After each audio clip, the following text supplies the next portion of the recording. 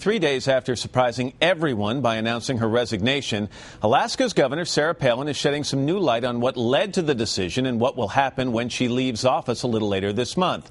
NBC's Andrea Mitchell is in Anchorage this morning after Palin gave her extraordinary access during a fishing trip in a remote section of that state. Andrea, good morning to you. Good morning, Matt. Well, we flew to a remote fishing village in western Alaska to catch up to the governor and try to find out why she resigned and what she's going to do next. How's the fishing? It's good. 3 days after her surprise announcement, Sarah Palin reemerged at the remote commercial fishing site her husband Todd's family has run for generations. Are you staying warm? They spend every July 4th weekend here, the peak of the salmon run. But after criticism that she was hiding out, she set up a giant photo opportunity to try to explain her shocking resignation. I knew that I wasn't going to run for re-election. I knew that everything changed on August 29th in politics in Alaska. That's the day that I was tapped to run for Vice President of the United States. Things changed, and it was quite obvious that nothing would ever be the same for our administration. The choice I had to make was, okay, how am I going to react to the circumstances, to the changed conditions? Am I going to just keep plugging away and keep my head down and not try to affect any more change? Because every time we do something, we get hit with an ethics violation charge or a lawsuit, because that's the political game that's being played right now, even though we've won every single one of them that's been thrown our way. But my choice in how to react to these circumstances, my choice has been, I'm willing to not run again for re-election. Even some of your supporters in Wasilla said to us, she signed up for 4 years. We are disappointed that she's quitting.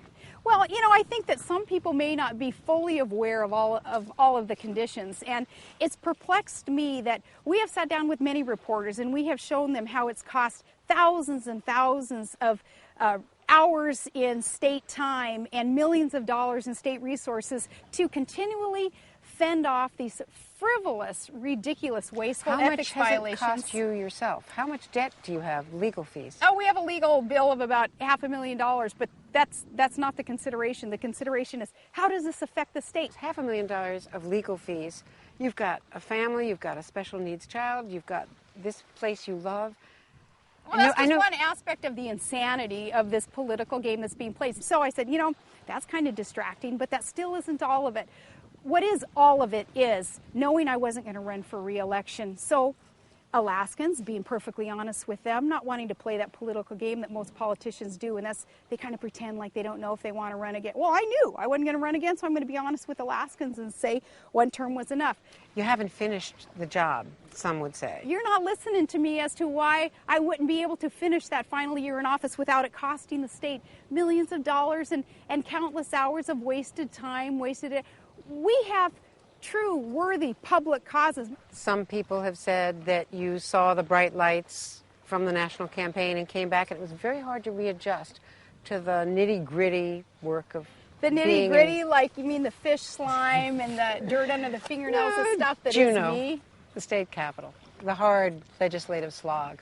No, that's not. I am a fighter. I thrive on challenge. Another reason for the media event, to show them as a family, fishing as a team, to discount internet rumors that perhaps there were other problems to cause her to resign. She said that you guys voted as a family and there were no votes. No doubts at all? No doubts at all. Good. The right decision for the kids and for you? Oh, for the state, yeah, sure. And the family.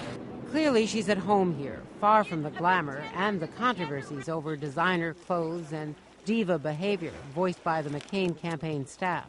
How does it make you feel being back out on the bay? It's awesome. It's beautiful. It brings back a lot of memories because Todd and I have been doing this together since before we were married.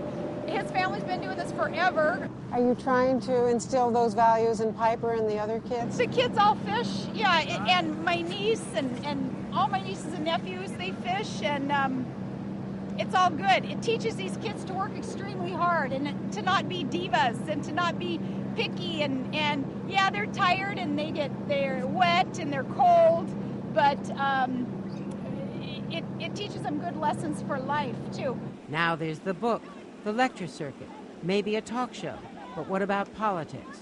Can you imagine yourself running for president? I don't know what the future holds. Can't predict what the next fish run's going to look like, much less what's going to happen in a couple of years. But my focus is on my state still, and it always will be, and my family and what is best for them. What is best for them is to not run for re-election and to avoid a lame duck wasteful session in a final year of office. Are you sorry now you said yes to John McCain on August 29th? Not in the least. Absolutely not. It was a great honor to stand by a true American hero. I believe in John McCain. I appreciate him. I honor him. And I would have done all that, again, in a heartbeat. What is clear is that Sarah Palin may be walking off into the sunset. And in fact, although she says that she will be politically active, Matt, she's not ruling out anything, but a lot of party leaders say she has really damaged herself in terms of a future political campaign. Andrea, I just was watching that interview and a couple of quick things. So what time of day was that? Because in that part of Alaska, it stays light till what, midnight at this time of year? Yeah, absolutely. We shot that. We were on the boat around 9 o'clock, 9:30.